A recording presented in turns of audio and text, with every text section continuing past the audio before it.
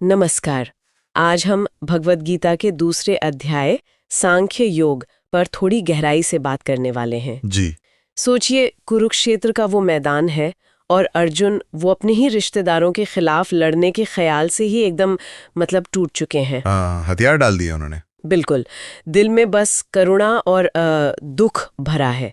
यहीं से, इसी सीन से ये अध्याय शुरू होता है। एकदम सही। और देखिए, श्री कृष्ण तुरंत अर्जुन की इस हालत का जो मूल कारण है वो बताते हैं। क्या कारण बताते हैं? कि अपने असली स्वरूप को, मतलब आत्मा को न जानना, यही वजह है उनके शोक की। तो ये अध्याय, जिसे सांख्य योग कहते हैं, वो इसी ज्ञान के जरिए अर्जुन को उनके भ्रम से निकालने का रास्ता दिखाता है। अच्छा, तो आज हम यही समझने की कोशिश करेंगे कि श्री कृष्ण की मुख्य शिक्षाएं क्या थीं। बिल्कुल। आत्मा असल में क्या है, बिना फल की इच्छा के कर्म कैसे करें, हाँ, निष्काम कर्म। और वो व्यक्ति कौन है जिसका मन एकदम स्थिर रहता है, स्थित प्रज्ञ जिसे कहते हैं। बिल्कुल। तो सबसे पहले आत्मा की बात करते हैं। गीता बड़े सरल उदाहरण से समझाती है। जैसे हम पुराने कपड़े उतारकर नए पहन लेते हैं ना। हाँ। बस वैसे ही आत्मा एक शरीर छोड़कर दूसरा शरीर धारण कर लेती है। बचपन, जवानी, बुढ़ापा, ये सब शरीर के बदलाव हैं। आत्मा के नहीं। आत्मा के नहीं। आत्मा तो वो ना जन्म लेती है ना मरती है। वो हमेशा से है, हमेशा रहेगी। मतलब अजन्मा, नित्य, शाश्वत। जी। शरीर मर भी जाए तो भी आत्मा नहीं मरती। ये जानना कि आत्मा अमर है, जिसे ना शस्त्र काट सकते ना आग जला सकती, ये सोच ही कितनी कितनी राहत देती है ना। हाँ। खासकर जब हम किसी नुकसान या मृत्यु के डर से जूझ रहे हों। सही कहा आपने। ये ज्ञान तो डर और शोक का जो आधार है उसी को मिटा देता है। कृष्ण यही कहते हैं कि जो धीर पुरुष हैं, ज्ञानी हैं, वे शरीर के आने जाने से विचलित नहीं होते। सुख दुख वो तो सर्दी गर्मी की तरह हैं, आते जाते रहते हैं। हाँ, आते जाते रहते हैं। उनको सहना सीखना चाहिए। और जो इन दोनों अवस्थाओं में, सुख में और दुख में सम रहता है, विचलित नहीं होता, वही मुक्ति के योग्य है। वही मुक्ति के योग्य है। श्लोक 15। तो ये तो हुई आत्मा की बात। ये समझना कि आत्मा अमल है, ये दुख से उभरने का एक तरीका हुआ। पर फिर सवाल उठता है कि इस समझ के साथ दुनिया में काम कैसे करें, कर्म कैसे करें, खासकर जब अर्जुन के सामने तो युद्ध जैसा कठिन कर्म है।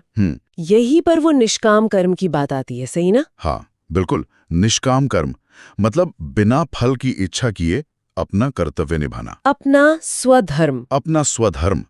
अर्जुन क्षत्रिय हैं, तो धर्म की रक्षा के लिए युद्ध करना उनका कर्तव्य है।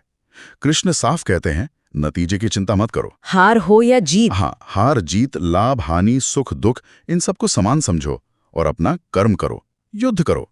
ऐसा करने से पाप भी नहीं लगेगा। लेकिन ये कहना तो आसान लगता है, पर करना उतना ही मुश्किल।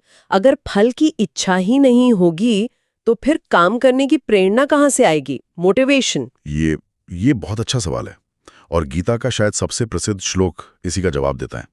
कर्मण्येवाधिकारस्ते मा फलेषु कदाचन। हाँ, सुना है। मतलब तुम्हारा अधिकार सिर्फ कर्म करने में है, उसके फल में कभी नहीं। अच्छा। इसका मतलब ये नहीं कि कर्म का फल नहीं मिलेगा, मिलेगा जरूर, पर हमारी आसक्ति, हमारा लगाव फल से नहीं होना चाहिए।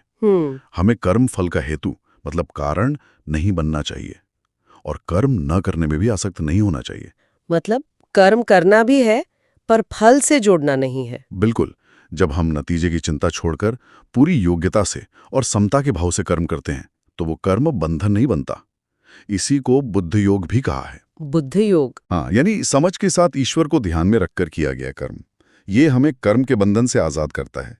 फल की इच्छा में जो फंसे रहते हैं, उन्हें तो गीता कृपण कहती है, मतलब कंजूस। अच्छा, तो फोकस कर्म पर होना चाहिए, उसके नतीजे पर नहीं। हाँ। ये जो संतुलन है, समता का भाव, यही योग है। श्लोक 48 कहता है, समत्वम योग उच्यते। समत्वम योग उच्यते। वाह। अच्छा, अब उस अवस्था पर आते हैं जहाँ मन पूरी तरह स्थिर हो जाता है, स्थित प्रज्ञ। अर्जुन पूछते भी हैं कि ऐसे इंसान की पहचान क्या है, वो कैसे बोलता है, कैसे बैठता है, चलता है। हाँ, अर्जुन का ये सवाल बहुत स्वाभाविक है। तो कृष्ण बताते हैं कि स्थितप्रज्ञ वो है जिसने मन की सारी कामनाएं, सारी इच्छाएं छोड़ दी हैं। सब इच्छाएं। हाँ, और जो बाहर खुशी नहीं ढूंढता, बल्कि अपनी आत्मा में ही संतुष्ट रहता है। और दुख सुख? दुख आने पर वो उद्विग्न नहीं होता, परेशान नहीं होता, और सुख की लालसा भी नहीं रखता। राग, भय, क्रोध, इन सब से वो मुक्त हो चुका है। कुछ अच्छा हो जाए तो बहुत खुश नहीं होता, और कुछ बुरा हो जाए तो द्वेष नहीं करता। और इंद्रियों का क्या? आजकल तो ध्यान भटकाने वाली इतनी चीजें हैं, मन को काबू में रखना तो बहुत ही मुश्किल लगता है। ये स्थित प्रज्ञ व्यक्ति कैसे करता है? कृष्ण यहाँ कछुए का उदाहरण देते हैं। कछुए का कैसे? जैसे कछुआ किसी खतरे को देखकर अपने सारे अंग कवच के अंदर खींच लेता है ना, हाँ हाँ। वैसे ही स्थित प्रज्ञ इंसान अपनी इंद्रियों को बाहरी विषयों से, जिनसे वो भटक सकती हैं, उनसे समेट लेता है। अच्छा। क्योंकि इंद्रियां बहुत बलवान होती हैं, वो बड़े बड़े विवेकी पुरुषों के मन को भी अपनी ओर खींच लेती हैं, इसलिए उनको वश में करना बहुत जरूरी है। तो जिसका मन और इंद्रियां नियंत्रण में है, उसी की बुद्धि स्थिर है। श्लोक 68। तो ये स्थिरता, ये शांति आती कैसे है फिर? इसका रास्ता क्या है? रास्ता है राग द्वेष से मुक्त होना, मतलब पसंद नापसंद के भाव से ऊपर उठना, और फिर अपनी वश में की हुई इंद्रियों से ही दुनिया के विषयों में विचरना, लेकिन बिना आसक्ति के।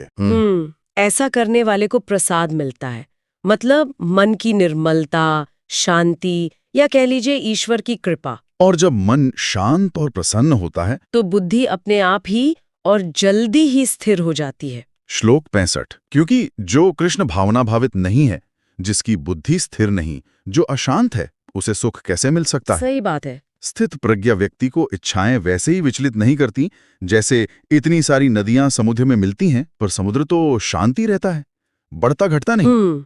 शांति उसी को मिलती है जो इच्छाओं के पीछे नहीं भागता। वाकई इस दूसरे अध्याय में जीवन जीने का पूरा सार छुपा हुआ लगता है। हमने समझा कि आत्मा अमर है, हमें अपना कर्तव्य फल की चिंता किए बिना संभाव से निभाना चाहिए जी। और कैसे मन को स्थिर रखकर इंद्रियों को वश में करके सच्ची शांति पाई जा सकती है। यह आज हम सब के लिए उतना ही प्रासंगिक है, ताकि हम जीवन की चुनौतियों का सामना ज्ञान और शांति से कर सकें। और जाते जाते हमारे श्रोताओं के लिए एक विचार छोड़ जाते हैं। गीता का वो प्रसिद्ध उपदेश है, कर्मण्येवाधिकारस्ते मा फलेषु कदाचन। कर्म करने में ही तुम्हारा अधिकार है, फल में कभी नहीं। इस गहरी बात को हम अपनी रोजमर्रा की जिंदगी में, अपने कामों में, अपनी उम्मीदों में कैसे उतार सकते हैं, इस पर जरूर सोचिएगा।